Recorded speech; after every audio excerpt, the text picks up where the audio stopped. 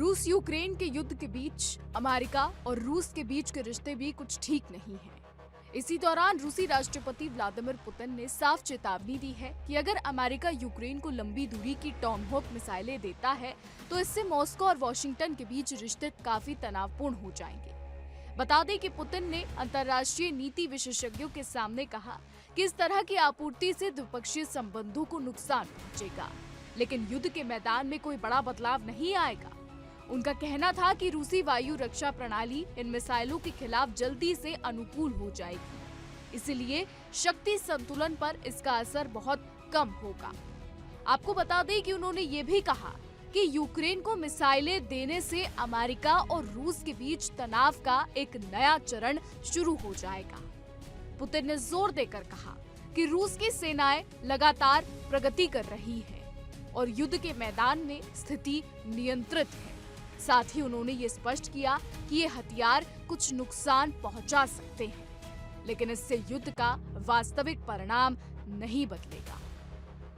वहीं आपको ये भी बता दें कि अमेरिकी राष्ट्रपति डोनाल्ड ट्रंप द्वारा रूस को कागजी शेर बताए जाने के बारे में पूछे जाने पर पुतिन ने कहा कि मॉस्को सिर्फ यूक्रेन से ही नहीं बल्कि पूरे नाटो गुट से लड़ रहा है। उन्होंने पूछा, हम पूरे नाटो गुट के खिलाफ लड़ रहे हैं और हम आगे बढ़ते जा रहे हैं और आत्मविश्वास से भरे हुए हैं, लेकिन हम एक कागजी शेर हैं। नाटो खुद क्या है?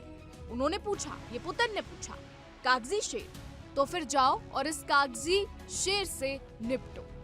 व्हाइट हाउस ने अब तक उनकी इस टिप्पणी पर कोई टिप्पणी नहीं की है। इस बीच आपको ये भी बता दें कि वॉशिंगटन के लिए अपने कड़े शब्दों के बावजूद पुतिन ने यूक्रेन संघर्ष को सुलझाने के प्रयासों में ट्रंप की भूमिका की प्रशंसा की। उन्होंने अलास्का में अगस्त में हुई अपनी शिखर वार्ता को उत्पादक बताया और कहा कि उन्हें अमेरिकी नेता के साथ बातचीत में सहज महसूस हुआ।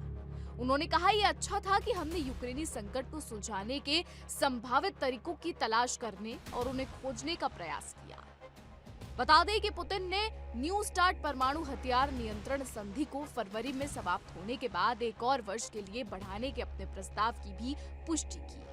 2010 में हस्ताक्षरित ये संधि प्रत्येक पक्ष को 1550 तैनात परमाणु हथियारों और 700 तैनात मिसाइलों और बम वर्षकों तक सीमित रखती है। उन्होंने कहा, अगर उन्हें इसकी जरूरत नहीं है तो हमें भी इसकी जरूरत नहीं है, और आगे कहा कि हम अपने परमाणु कवच पर पूरा भरोसा है।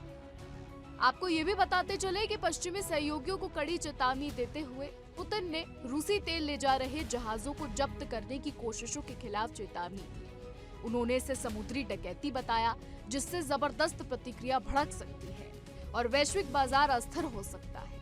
बता दें कि फ्रांस के अटलांटिक तट के पास एक टैंकर को रोके जाने का जिक्र करते हुए उन्होंने राष्ट्रपति इमैनुअल मैक्रोन पर घरेलू अशांति से ध्यान भटकाने की कोशिश करने का आरोप लगाया।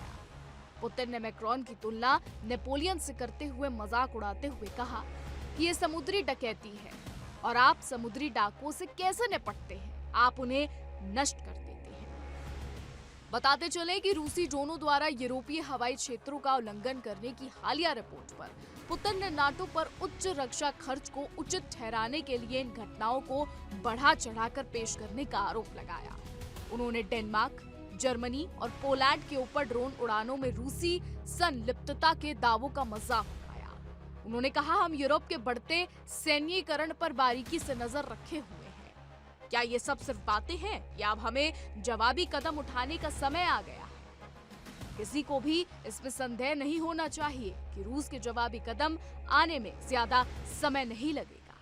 ये कहना है रूसी राष्ट्रपति व्लादिमीर पुतिन का। इससे एक बात तो साफ है कि रूस और यूक्रेन का युद्ध इतनी आसानी से नहीं रुकने वाला है, फिर चाहे नाटो की इसमें भूमिका हो या फिर ट्रंप की इसमें भूमिका हो। पुतिन की ये बातें किसी और ही ओर इशारा करती हैं। ये बातें जो पुतिन ने कही हैं, ये काफी समझने वाली हैं और काफी खास हैं। पुतिन इन बातों में कुछ ऐसा बोल गए हैं जिसकी कल्पना शायद बहुत कम लोगों ने की थी। हालांकि अब आने वाले समय में ही पता लग पाएगा कि नाटो और पुतिन के बीच क्या कुछ होता है, रूस और यूक्रेन का ये युद्ध रुकता है या नहीं। फिलहाल हमारी आज की रिपोर्ट में बस इतना ही। देश और दुनिया की तमाम बड़ी खबरें जानने के लिए देखते रहिए इंडिया डेली।